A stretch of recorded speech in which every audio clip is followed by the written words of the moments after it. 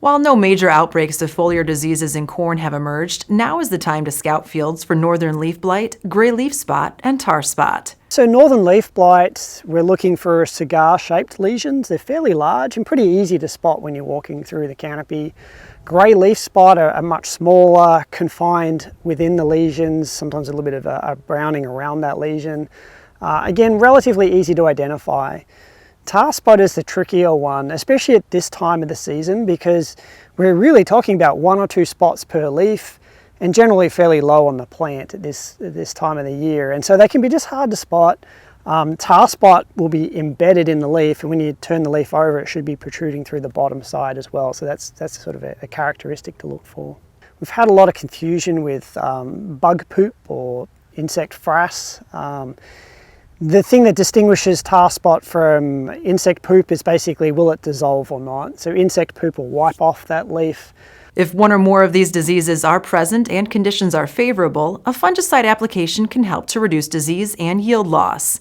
For tar spot, the best fungicide application timing is typically between VT-R1 through R3.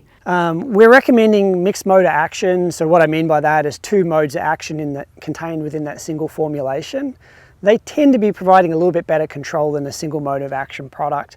And there's added benefits in terms of managing fungicide resistance there as well. Use a single mode of action, we may see development of fungicide resistance sooner. Chilvers says growers also need to keep a lookout for foliar diseases in soybeans, including septoria leaf spot, frog eye leaf spot, and white mold. In terms of those foliar diseases, I think white mold is our biggest issue here in Michigan. When the conditions are right, we can really see some significant losses there. So that's one of the really big ones. Frog eye leaf spot is not as much of a concern. Where we inoculated the pathogen and promoted conditions, we did see a 20 bushel difference though between where we had sprayed or not sprayed. So if conditions are favourable, it's certainly something to take seriously. Again, I'd be more concerned with that in southern Michigan and just keeping an eye on how things develop. So when we're looking for a septoria brown spot, that generally occurs in the lower part of the canopy.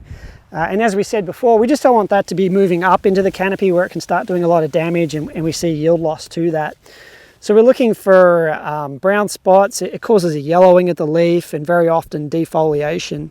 So you can see it in the bottoms of these canopies. It's in here,